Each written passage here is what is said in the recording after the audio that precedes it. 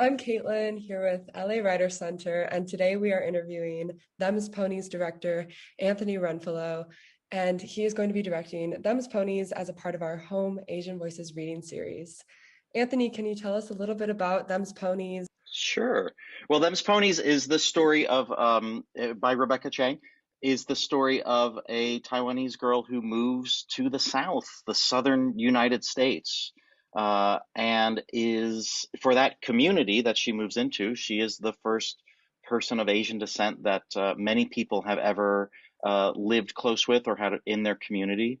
So this is really the story of her journey into that world and what it's like to be a young person, kind of going into a new community where you are the only person of that ethnicity, and moving into the South, and how she finds solace with the animals and the horses that she lives around, the very small horses, them's ponies.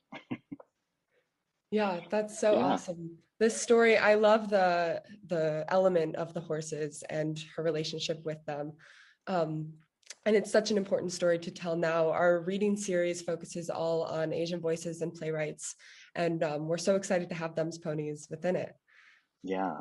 I think what's really great about doing this now too is that we've come off I've been saying we've come off of this like really remarkable year unlike any other. It's really now become a year and a half, um and it's not like these are new issues that we're having around AAPI hate and Black Lives Matter and all of the sort of social injustice we've seen really come to a head during the pandemic. It's always been there. We just haven't been talking about it. So I'm really excited that LA Writer Center is taking this challenge on. And I'm really excited to see a piece for young audiences because I think young people need theater and art now more than they've always needed it, but they need it now more than ever.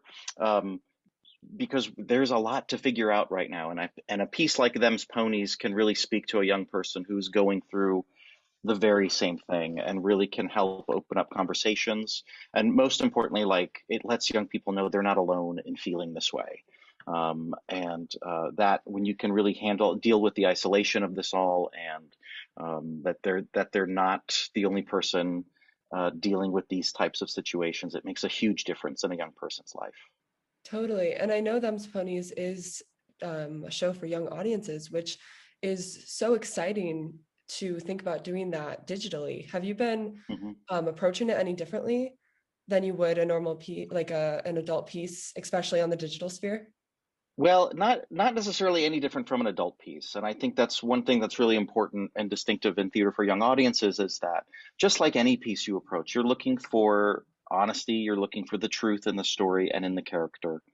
And so in the approach, we don't in the interpretation of things, we don't really I try not to think adult and or young person.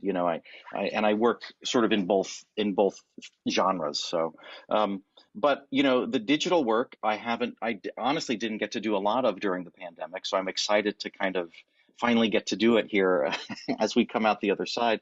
But yeah, I think one of the challenges as a director with this piece, because you have a cast playing multiple roles, because and among those multiple roles are both human and animal characters.